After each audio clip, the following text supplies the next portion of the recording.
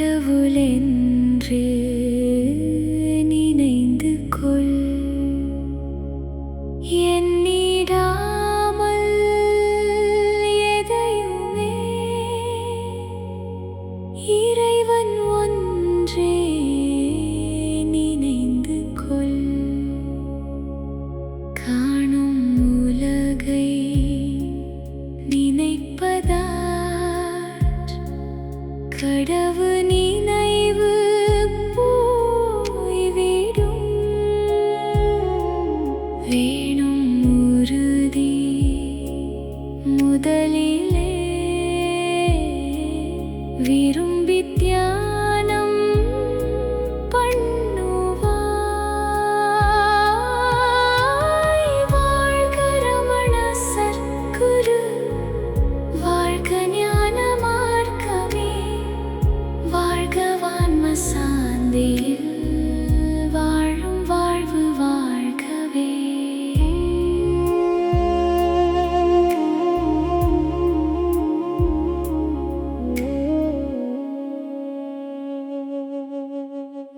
உங்க வாழ்க்கையோட எல்லா இரைச்சல்களும், மொபைல் நோட்டிஃபிகேஷன்களும், அந்த அன்றாட பரபரப்பும் சட்டுன்னு நின்னுட்டா எப்படி இருக்கும்னு கொஞ்சம் கற்பனை செஞ்சு பாருங்களேன்.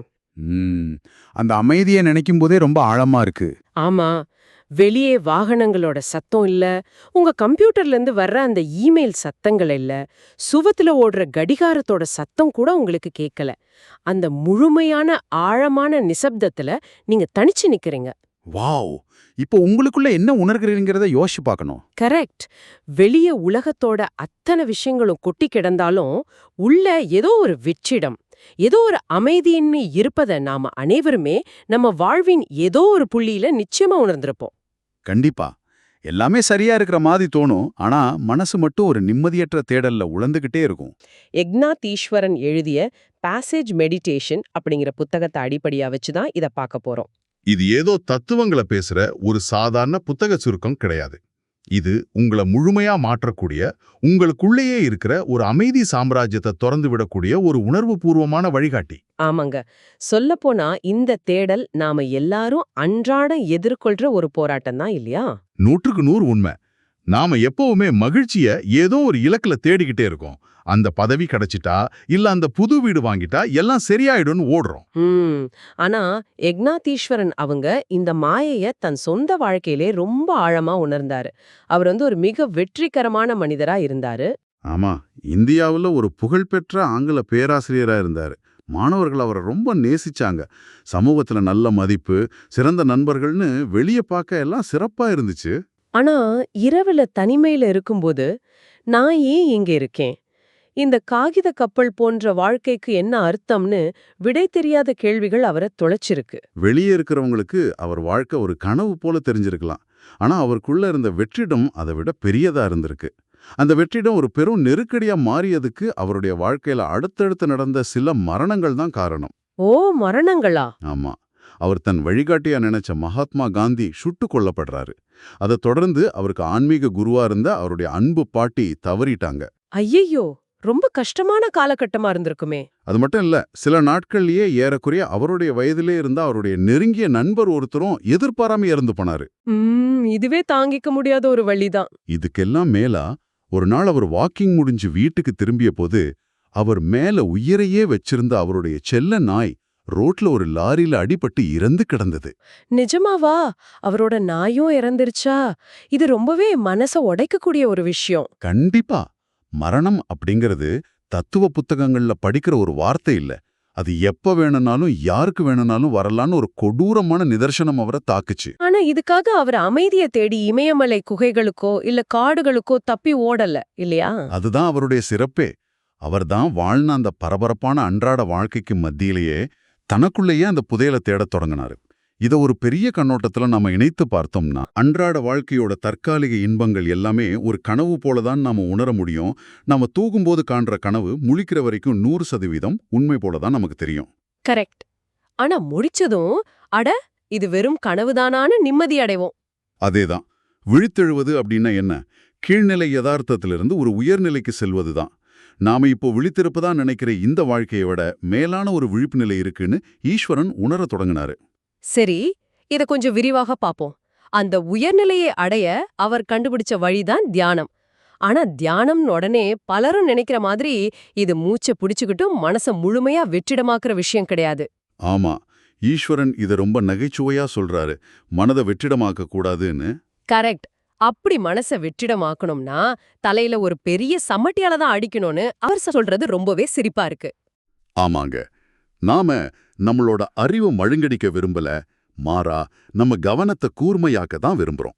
இதற்காக அவர் முன்வைக்கிறது தான் அந்த வாக்கிய தியானம் அல்லது பாசேஜ் மெடிடேஷன். அது என்ன வாக்கிய தியானம்? அதாவது புனித பிரான்சிஸ் அசிசியோட பிரார்த்தனை இல்ல பகவத்கீதையோட வரிகள், அப்படி இல்லைன்னா எந்த மதத்தை சார்ந்த ஊக்கமளிக்கும் வார்த்தைகளா இருந்தாலும் சரி, அந்த ஆழமான வாக்கியங்களை மனப்பாடம் செஞ்சுக்கணும். ஓஹோ, மனப்பாடம் செஞ்சுட்டு அப்புறம் கண்களை மூடிக்கிட்டு அந்த வாக்கியங்களை மனசுக்குள்ள ரொம்ப மெதுவா ஓட விடணும்.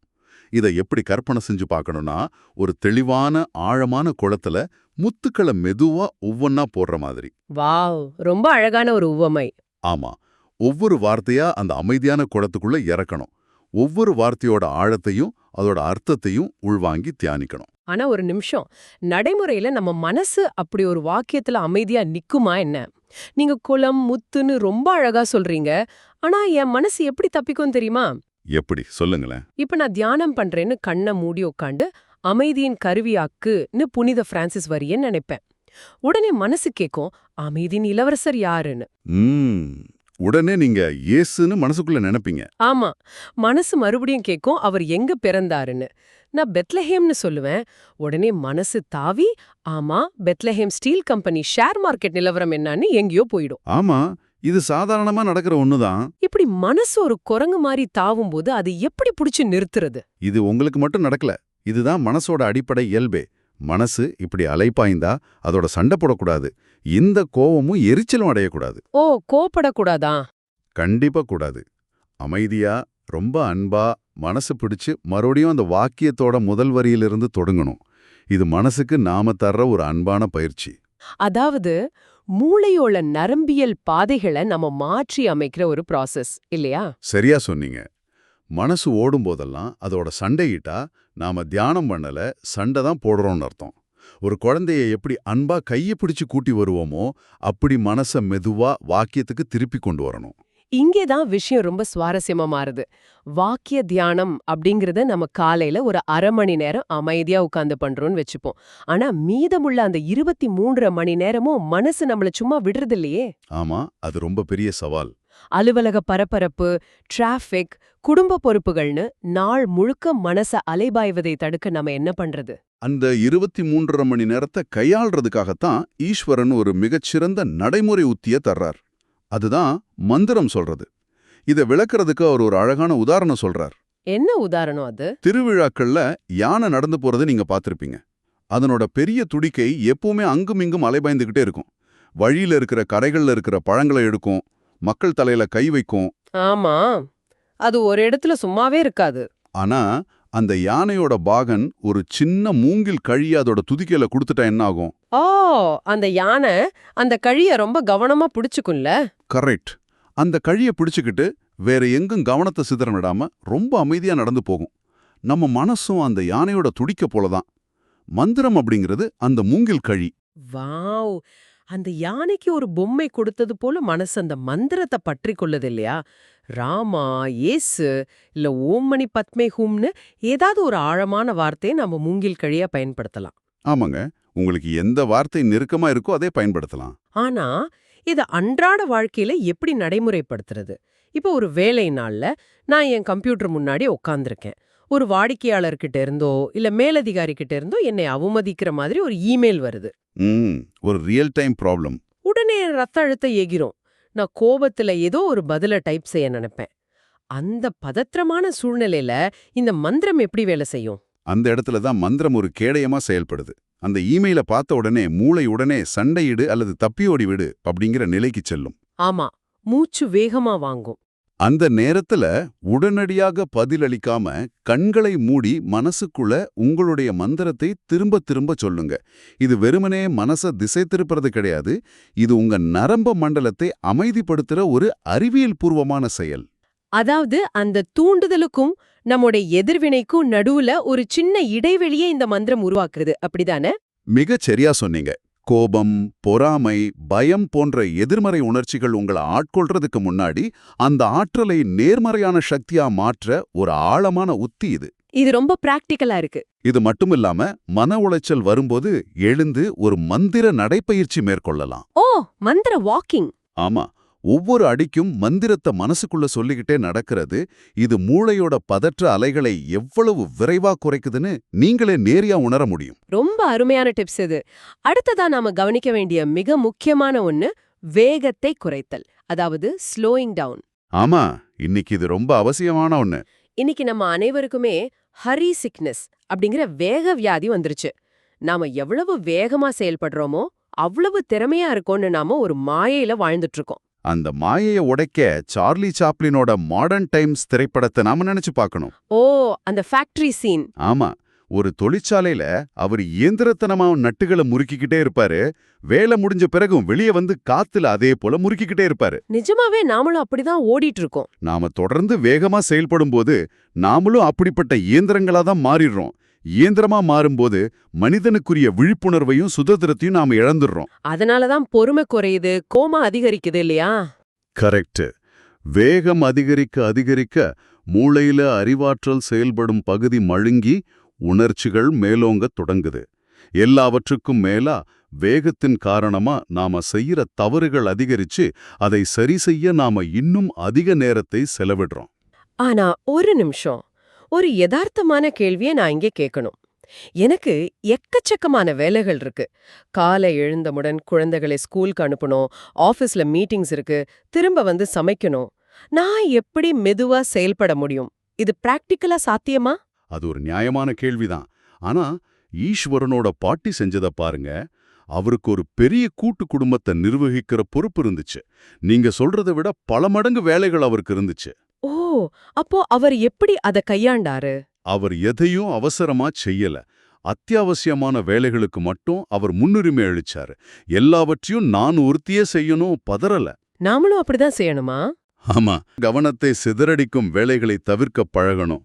கொஞ்சம் அதிகாலையில எழுவது, உணவை அவசர அவசரமா முழுங்காம மெதுவா ரசிச்சு சாப்பிடுறது, ஒரு வேலையை செய்யும்போது அதற்கான முழு நேரத்தையும் ஒதுக்குறது, இந்த மாதிரி எளிய வழிமுறைகளை பின்பற்றினாலே போதும். ஆமா, வேகங்கிறது உண்மையில நேரத்தை மிச்சப்படுத்துறதில்ல, அது நம்ம நிம்மதியையும் தான் உறிஞ்சிக்குது. நீங்க ஆற்றல்னு சொல்லும்போது இன்னைக்கு நாம ஒரு புதிய பழக்கத்துக்கு அடிமையாயிருக்கோம். அதாவது ஒரே நேரத்துல பல வேலைகளை செய்யறது, மல்டி டாஸ்கிங். இது இன்னைக்கு ஒரு பெரிய பிரச்சனையா உருவெடுத்திருக்கு. சமைச்சுக்கிட்டே போன்ல பேசுறது, டிவி பார்த்துக்கிட்டே சாப்பிடுறது, மீட்டிங்ல இருந்துகிட்டே இமெயில் அனுப்புறது, இது ஒரு பெரிய திறமையா கருதப்படுது. ஆனா இது நம்ம மூளையை எவ்வளோ சோர்வாக்குது. அதனாலதான் ஒரு முனைப்படுத்தப்பட்ட கவனம் அப்படிங்கிறது ரொம்ப அவசியமானதுன்னு ஈஸ்வரன் சொல்றாரு. மனித மூளை ஒரே நேரத்துல பல வேலைகளை செய்யறதுக்காக வடிவமைக்கப்படல. ஆனா நாம 2 வேலையும் ஒரே நேரத்துல செய்யறதா நினைக்கிறோமே. அது ஒரு மாய. நீங்க 2 வேலைகளை செய்யறதா நினைக்கும்போது மூளை உண்மையில அந்த 2 வேலைகளுக்கும் இடையில ரொம்ப வேகமா தாவிக்கிட்டு இருக்கு. இந்த டாஸ்க் ஸ்விட்சிங் மூளையோட ஆற்றலை ரொம்ப வேகமா செலவழிக்குது. அப்போ ஒரு செயலை செய்யும்போது அதுல முழுமையா ஈடுபடணும். ஆமா, ஒருத்தர்கிட்ட பேசிக்கிட்டு இருக்கும்போதோ இல்ல அவங்க பேசுறதை கவனிக்கும் போதோ ஒரு பெரிய மயில் தனது தோகையை விரிச்சுக்கிட்டு அந்த அறைக்குள் வந்தாலும் கூட உங்க கவனம் சிதறக்கூடாதுன்னு அவர் ஒரு சுவாரஸ்யமான உதாரணம் சொல்றாரு. வாவ், ஒரு மயில் வந்தாலும் கவனிக்க கூடாதா? இது ஒரு முக்கியமான கேள்வியை எழுப்புகிறது. இப்போ போன் வந்தா உடனே அதை திரும்பி பார்க்கறோமே. ஆமா, அதுதான் பிரச்சனை. நம்ம கவனம் எங்கு செல்லுதோ அதுவே பெருகுகிறது. கவனத்தை ஒருமுனைப்படுத்துறது எப்படி பாதுகாப்பையும் அன்பையும் அதிகரிக்குதுன்னு யோசிச்சு பாருங்க. உங்க முழு கவனத்தை ஒருத்தருக்கு அளிப்பதுதான் நீங்க அவங்களுக்கு செய்யற மிகச்சிறந்த மரியாதை. அதுதான் உண்மையான அன்பு. ரொம்ப ஆழமான கருத்துது. ஆனா அந்த முழு கவனத்தை செலுத்துவதில் உள்ள பெரிய தடையே நம்மோட புலன்கள் தான். ஈஸ்வரன் புலன்களை பயிற்றுவித்தல் பற்றி குறிப்பிடும்போது புலன்களை சிறு நாய்க்குட்டிகளுக்கு ஒப்பிடுறாரு இல்லையா? ஆமா, ஒரு நாய்க்குட்டிக்கு கட்டுப்பாடு தெரியாது, எதை கண்டாலும் கடிக்க ஓடும். அதுக்கு பயிற்சி அளிக்கலைன்னா அது நம்ம வீட்டை சின்ன பின்னமாக்கிடும். அதுபோலதான் நம்ம புலன்களும். இது ரொம்ப எளிதா புரிஞ்சுக்கலாம். இப்போ நீங்க ஒரு பீட்சா கடை வழியா நடந்து போறீங்கன்னு வச்சுப்போம். எனக்கு பசியே இல்லைனாலும் அந்த வாசனை. சரியா சொல்லிங்க. அந்த பீட்சாவோட வாசனையும் கண்ணாடியோட வழியா தெரியுற அந்த உருகும் சீஸும் உங்க கண்களையும் மூக்கையும் ஈர்க்குது. உடனே உங்க மனசு ஒரு பீட்சா சாப்பிடா என்னன்னு கேட்கும். ஆமா, அப்படிதான் தோணும். இங்க பிரச்சனை பீட்சா கிடையாது, அந்த தூண்டுதலுக்கு நீங்க எப்படி அடிமையாகிறீங்க அப்படிங்கிறது தான். ஓ, அப்போ அங்கதான் அந்த மந்திரத்தை பயன்படுத்தணுமா? ஆமாங்க. இந்த நேரத்துல உங்க புலன்களுக்கு அடிமையாகாம மந்திரத்தை பயன்படுத்தி அந்த தூண்டுதலை கடந்து செல்வது ஒரு மனப்பயிற்சி. உங்க உடலுக்கு தீங்கு விளைவிக்கும் தின்பண்டங்கள் மற்றும் ஜங்க் ஃபுட்களுக்கு இல்லைன்னு சொல்ல பழகுவது ஒரு தண்டனை கிடையாது. பின்ன அதென்ன? அது உங்க மன உறுதிங்கிற தசையா பலப்படுத்துற பயிற்சி. உங்க நாம கட்டுப்படுத்துற தெரிஞ்சாதான் உங்களை கோவப்படுத்துற ஒரு சூழ்நிலையில உங்க வார்த்தைகளை கட்டுப்படுத்த முடியும். அதுதான் உண்மையான சுதந்திரம். அருமை. இப்போ இதற்கெல்லாம் என்ன அர்த்தம்? நாம புலன்களை கட்டுப்படுத்துறது, வேகத்தை குறைக்கிறது, கவனத்தை குவிக்கிறது, இதோட இறுதி நோக்கம் என்ன? நம்மை நாமே ஒழுங்குபடுத்திக் கொள்வது மட்டுமா? கண்டிப்பா இல்ல. அப்போ நம்ம ஈகோவை குறைப்பது தான் இதோட மைய நோக்கம், அப்படிதானே? 100க்கு 100 உண்மை. ஈஸ்வரனோட பாட்டி இத ரொம்ப அழகா ஈகோ யானைக்கால் வியாதின்னு சொல்றாங்க. ஈகோ யானைக்கால் வியாதியா? வித்தியாசமா இருக்கே. ஆமா, யானைக்கால் வியாதி எப்படி காலை வீங்க செய்து நடமாட முடியாம செய்தோ, அப்படி நம்ம ஈகோ வீங்கும்போது நம்மால இயல்பா வாழ முடியறதில்ல. உண்மைதான். நம்ம துன்பங்கள் அனைத்திற்கும் மூல காரணமே நான் அப்படிங்கிற அகங்காரமும் தான். ஆமா, ஏன் விருப்பப்படிதான் எல்லாம் நடக்கணும் அப்படிங்கிற சுயநலமும் தான் எல்லா உறவு சிக்கல்களுக்கும் காரணம். மற்றவர்களுக்கு முன்னுரிமை அளித்தல் அப்படிங்கிறது ஈகோவை குறைப்பதற்கான ஒரு சிறந்த மருந்து. அதாவது ஒருவருக்கொருவர் முரண்படும்போது கோபத்தை காருண்யமா மாற்றுவது. கரெக்ட். கருத்து வேறுபாடுகள் வந்தாலும் நான் தான் சரின்னு ஈகோவோட நிக்காம முதல்ல சென்று சமரசம் செய்யறது அன்போட வெளிப்பாடு. ஆனா ஒரு நிமிஷம், இப்படி எப்பவுமே மத்தவங்களுக்கு முன்னுரிமை அளிச்சு நாம மட்டும் விட்டு கொடுத்துக்கிட்டே இருந்தா இந்த உலகம் நம்மள ஒரு முட்டாளா பாக்காதா? இது நம்மள பலவீனமாக்காதா? இது ரொம்ப பேருக்கு இருக்கிற ஒரு தவறான புரிதல். பிறர் நலனை முன்னிறுத்துவது அப்படிங்கிறது ஒருபோதும் நாம தோற்று போவதோ இல்ல பலவீனமா இருக்கிறதோ கிடையாது. அப்போ அது என்ன? உண்மையில இதுதான் மனதோட உச்சக்கட்ட வலிமை. உங்க ஈகோவை ஒதுக்கி வச்சுட்டு ஒரு சூழ்நிலையில எது சரியானதோ அதை செய்யற பக்குவம் இது. வாவ்! உங்களை தாக்க நினைப்பவர்கிட்ட நீங்க கோவப்படாம அமைதியா இருக்கிறத பார்த்தா அவங்களால அதை தாங்கிக்க முடியாது. அவங்க தான் நிலைகுழைஞ்சு போவாங்க. உங்க சுயநலத்தை கடந்து சிந்திக்கிறது உங்களுக்கு ஒரு அபாரமான சுதந்திரத்தை தருது. சரி, இப்படிப்பட்ட ஒரு வாழ்க்கைய வாழ நாம முயற்சி செய்யறோம். ஆனா நம்மள சுத்தி இருக்க உலகம் சுயநலமா இருக்கும்போது இது ரொம்ப கடினமா இருக்கே. உண்மைதான். நீரோட்டத்திற்கு எதிரா நீந்தும் சால்மன் மீன்களைப் போல இந்த சுயநல உலகிற்கு எதிரா நாம நீந்தும் போது அது கடினமாத்தான் இருக்கும். அதனாலதான் நமக்கு ஒத்த சிந்தனையுடைய நண்பர்கள் தேவை. இதையே சத்சங்கம் அல்லது ஆன்மீக நட்புன்னு சொல்றாங்க இல்லையா? ஆமாங்க, உங்களை ஊக்குவிக்கும், உங்களுடன் சேர்ந்து தியானம் செய்யும் மனிதர்களுடன் தொடர்பில் இருப்பது மிக முக்கியம். ஆனா இதுக்காக நாம எங்கேயும் வெளியே போக வேண்டியதில்லைன்னு தோணுது.